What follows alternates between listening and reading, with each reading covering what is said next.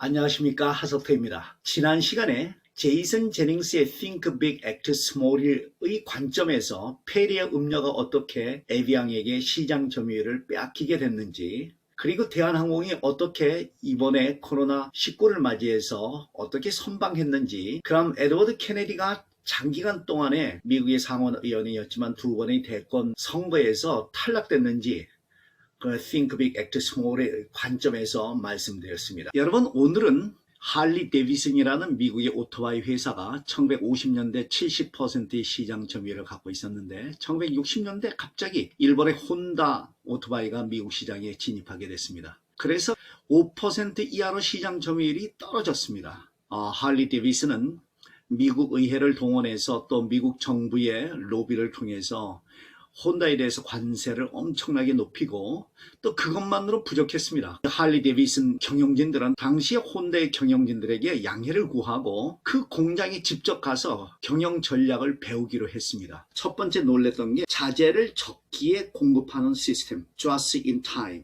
이걸 줄여서 JIT라는 그런 체계를 갖추고 있었고, 자재를 정량을 공급하는 Materials as Needed 시스템을 줄여서 MAN, 직원들을 작업 부서에 관계없이 품질을 향상하는 모임을 운영하고 있었습니다. Quality Circle, QC라고.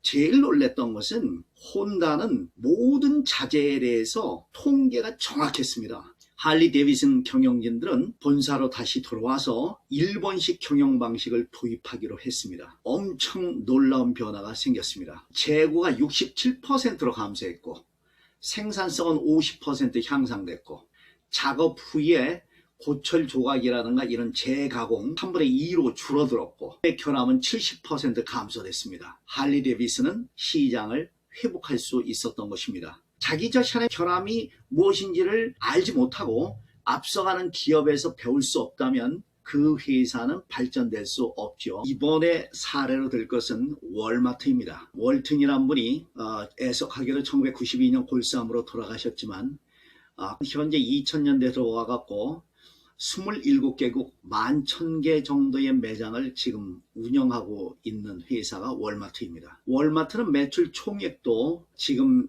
1위를 계속 유지하고 있습니다. 그분은 군대 생활을 하면서 모았던 5,000불을 가지고 벤 프랭클린 스토어를 2만 달러를 가지고 장인한테 돈을 꿔서 그래서 운영하게 되는데 그 이후로 월마트로 바뀌게 되고 본격적인 세계 기업으로 발전되게 됐었던 것이죠. 그렇지만 이분도 이런 모든 경영에 대해서 언제 배웠느냐면 1940년대 군대 갔다 나와서 아이오와주에 있는 JC 페니 스토어에 월급 25달러 점원으로 취업하는데 그냥 취업한 게 아닙니다. 어떻게 싸게 물품들을 구입하는 방법 같은 것을 노트에 빠곡빠곡하게 적고 자기가 창업을 준비했던 것입니다. 그래서 단지 25달러의 월급쟁이가 아니었죠. 그 보스가 그 사람 올 때 쓸데없는 것을 적고 쓸데없는데 많은 시간을 쏟는 괴팍한 성격을 보고 해고시키려 했는데 이 사람에게 충실한 그런 고객들이 굉장히 많았죠. 매출이 이 사람을 인해서 엄청나게 불어나니까 차마 해고시킬 수는 없었죠. 그렇지만 그는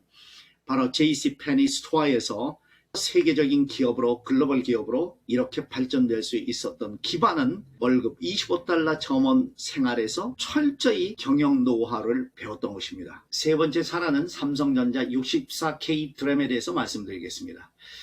우리나라 반도체가 오늘날 세계 정상으로 오르게 된 것의 첫 시발점은 삼성전자의 64K 드램입니다. 1983년에 당시에 오일 쇼크가 2번씩이나 있었고 장기 불안과 보호무역 강화로 대량 수출의 기업의 신장이라든가 국력 신장이나 한계에 부딪히게 됐죠. 자원이 없는 한국으로서는 이 부가가치가 높고 타 산업으로의 파급 효과가 높을 뿐만 아니라 성장성이 큰 기술 집약적인 고부가가치 반도체 개발이 필수적이라고 판단했고 개발에 착수했습니다. 당시에 이분들이 이것이 갖고 있는 어떤 산업적 역사적 의미를 강파한 나머지 정신부장을 위해서 재미났던 것은 64km를 도보 행진까지 하면서 연수를 했습니다.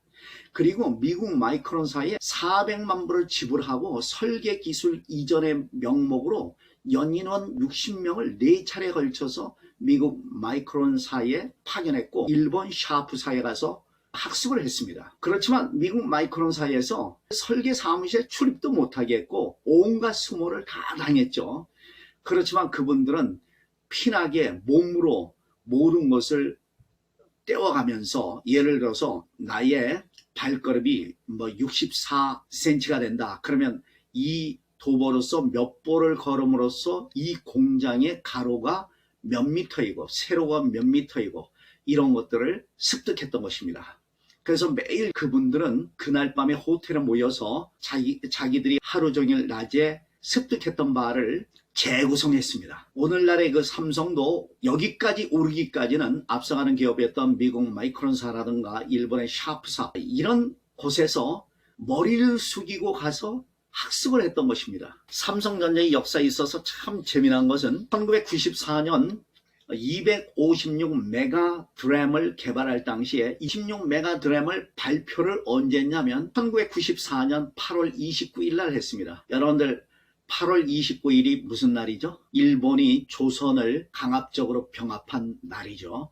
이 국치를 맞이해서 발표했습니다. 그건 뭐냐면 앞으로 일본의 반도체를 따라가겠다는 삼성 경영진과 개발팀들의 그런 의지를 반영했다고 봅니다. 저는 이런 사실을 알고서 한국의 삼성 개발팀에 대해서 무한한 존경심이 들었습니다. 플라톤은 미학에서 예술은 이 세상에 존재하는 모든 사물과 사건을 이미테이션, 모방한 것이다. 아리스토텔레스는 어린아이가 모방을 통해서 세상사를 학습하는 것은 가장 자연스럽다. 그리고 인류 문명도 그렇게 발전됐다. 이렇게 얘기했습니다. 여러분들이 앞서가는 기업에는 무엇인가 이유가 있을 것이다.